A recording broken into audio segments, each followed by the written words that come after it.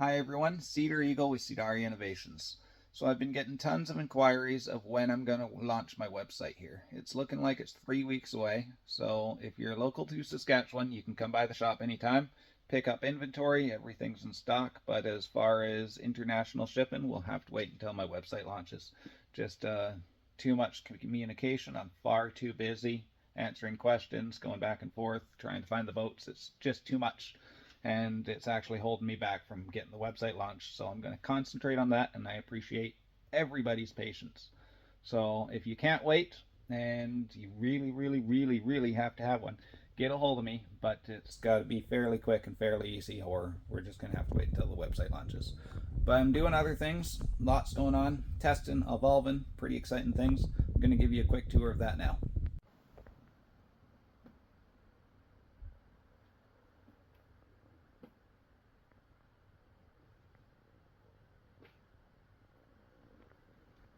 These beauties just showed up yesterday. So I make my designs, templates, I send them to the metal shop, they put my measurements into their computers, and a giant brake pumps these out.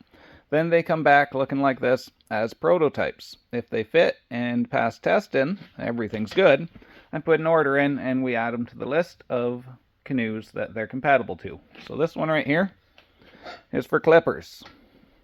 This is for Old Town alagash, but it also fits. Show you a little list here. All the discoveries, the penobscots, and the allagashes. So that pretty well covers every Old Town canoe that is compatible to my designs. That's heavier plastic Old Town canoes. So grab this one for the allagash over here. Show you guys. Pretty exciting stuff. First time ever that this has been done. Give it a little tap. Allagash outfitted. Take a look at how perfect it fits. See, it's gone around the gunnels there as high as possible to catch as much gunnel as possible for our bolt-in options, and tight to keep it center, front to back.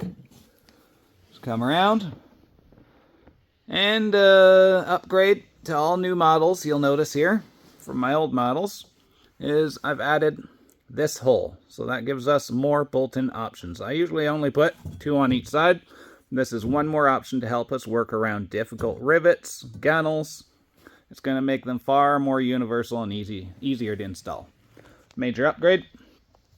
The point doesn't come through. Thumb's width there. So the allagash is absolutely perfect. We'll be doing testing videos shortly. Clipper Prospector 16. This is pretty fun. I run electric on this boat. It's fiberglass, very light. I put a hatch up front, so I pour water in there, and that helps me trim my motors.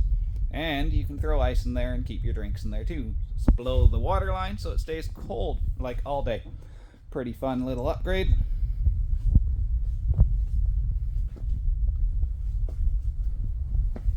Clipper.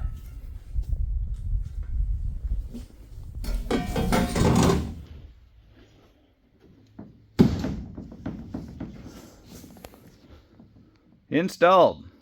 Clipper's a tougher design to make, but I did pull it off because of their nose cap there, and I didn't want to have to take that off. So it runs down the nose cap, then you're going to have a little bit of a space, and then it goes to touching the gunnels again towards the farthest bolt hole. So it's the only way to be done. You're going to bolt it here, you're going to bolt it here. Perfect fit, as high as possible. Aluminum gunnel, super easy to drill out and bolt through. And your extra hole is going to give us more mounting options. Then when you're done, I'll show you over here. You can trim these in. So that's just as easy as give it a little push. And then I grab a hammer, tap right here, and that's going to tighten it right up. Come over here.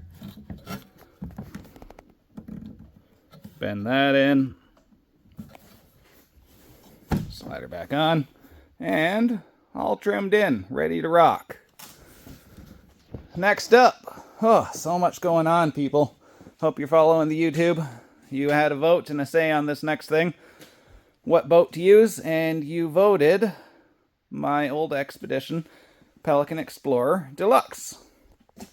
We're going to put this sacrificial motor I've cleaned inside and out on it, Martin 4.5, and take it out into a storm, flip it over, and try to self-rescue, because it's going to happen to somebody eventually. I want to know what people are in for.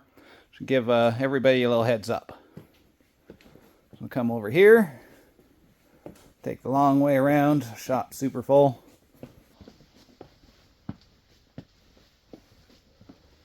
My Pelican Explorer 14.6 Deluxe, 90 pounds, before I put the metal front and back, Expedition armor, bungee straps, everything weighs in, nuts, bolts. She's a heavy boat. Gonna outfit it with the spray skirt, barrel strapped in, sacrificial motor over there, flip it and try and get back in. And since you guys haven't bought me a drone yet, we're gonna have to make do with this GoPro Hero 12. I bought the 11. It was terrible. It didn't last long. I will give you guys a little Office Space review of that down the road. But for now, I'll show you the 12 and what I've come up with to film the experience. Dun dun dun! Pow! Alright, it's actually pretty fun. Main structure, traditional point. This is an accessory bolt. So what I've done here, if you guys are familiar with the GoPros and the kits, they usually come with a little tripod.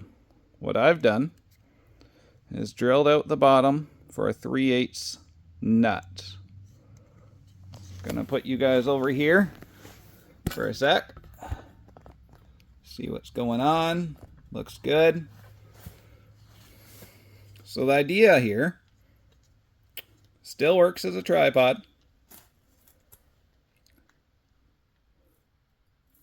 That nut there, I heated up with a torch, burnt into place so it would conform to the shape I needed, and then JB welded it in. So that's super exciting. Close it. The hole lines up.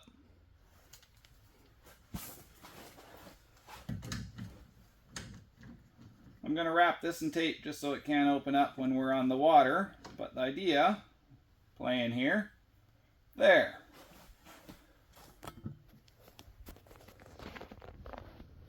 So, turn it on.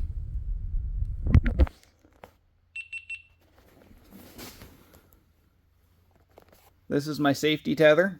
It will go to a grommet on my spray skirt right there. So it just goes clip into the grommet.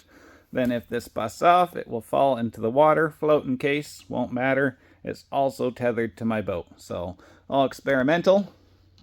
Gonna extend all the way.